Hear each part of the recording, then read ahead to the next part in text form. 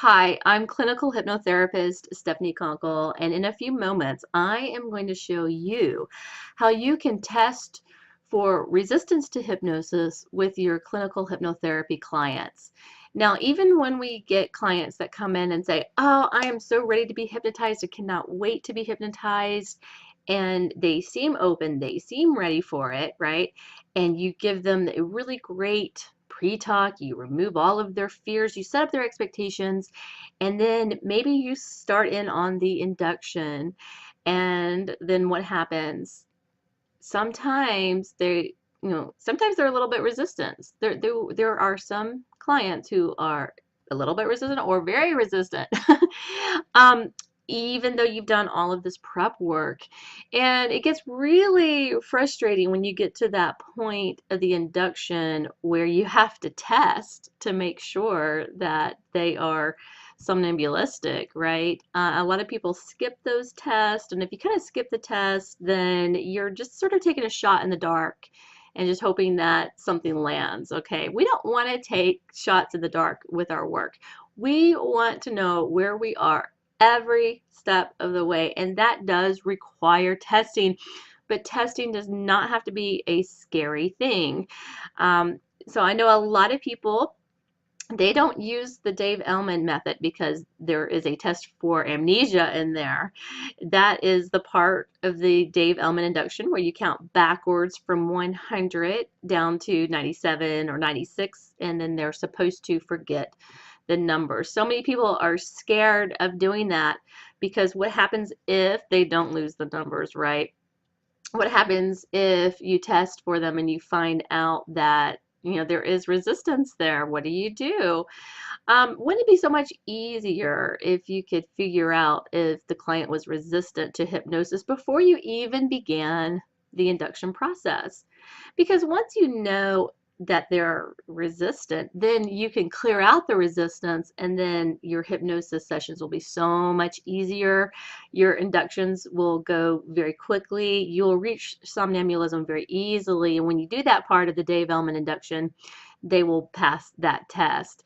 All right, so let me show you the easiest way that I have found to test for resistance to hypnosis. And I do this on all of my clients now. Even if I think that they're a natural somnambulist, even if they tell me that they're open to hypnosis and they're just ready to be hypnotized, I still want to know if there's a subconscious resistance, because maybe consciously they don't have the resistance, but subconsciously there might be something hiding there. So I want to go in and sort of fish that out to help them. And this is how we're going to do it. It is done with a very simple suggestibility test. Now, you can use any suggestibility test that you want. However, I'm going to suggest the magnetic hands, okay? And that's telling them that there's magnets on their hands or their fingers, and when you count to 3 and snap your fingers or whatever you want to say, then their hands will easily and automatically come together, just as if strong magnets were pulling them together. And there goes my hands. My subconscious knows what to do. And then you say, don't make this happen. Don't force it to happen. Just allow it to happen. Let the subconscious bring those hands together. All right.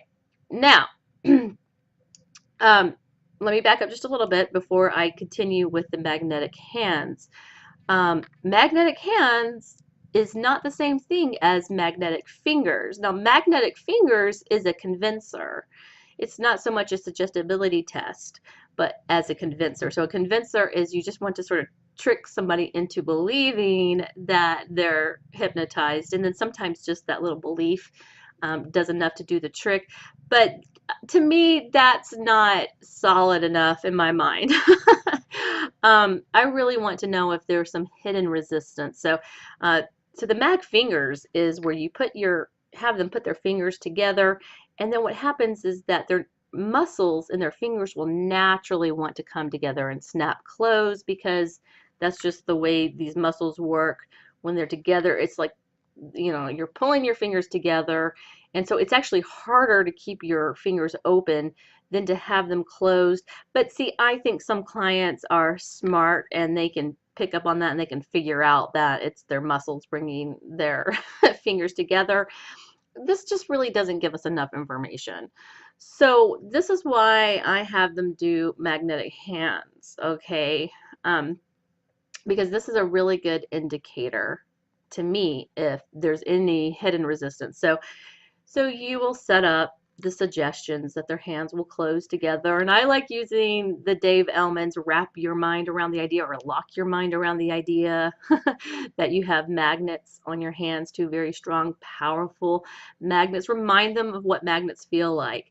You remember, don't you, what it feels like to have very strong magnets just pulling together, those forces just coming together. You remember what that feels like, don't you? And then just give them a minute to associate back into the feeling of what that magnetic pull feels like. Okay, now what's going to happen is, most people will follow your suggestion, and most people will pass the suggestibility test. And I don't even think it's a suggestibility test.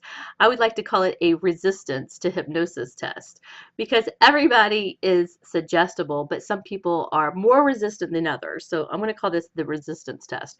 All right, so now I want you to watch for the rate and the speed that their hands come together. So if their hands come together very, very, very slowly, okay, that's fine too. That just means that it's going to take a little while longer for them to process the suggestions that you give them, which means that you need to be patient and let the subconscious do its job after you give a suggestion, instead of just moving on, just jumping on real quick to the next thing, the next thing, the next thing.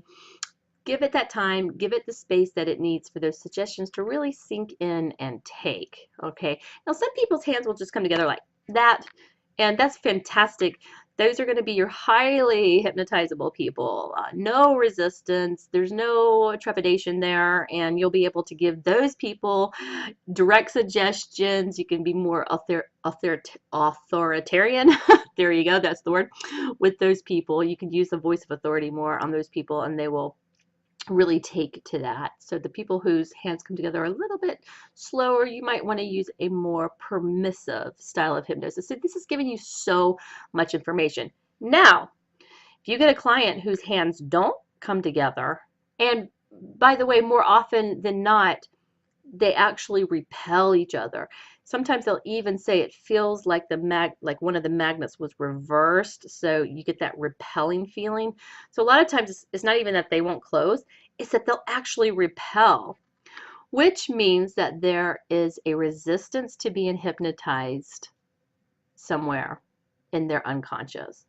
Okay, so that is how you test for resistance. And if there is a resistance, there is a very easy and simple way to clear that out. And I teach that class, so look for that at stephanieconkle.com if you'd like to know how to clear that out. Because once you get that cleared out, then you can do any induction you want. You can do the Dave Ellman, they'll lose the numbers. You can do whatever induction you want on them, and then you've got them. So you never, ever, ever, ever have to worry about getting a resistive client. By the way, there are no resistant clients. I just said that. There's only the resistant energy. There's no such thing as a resistant client.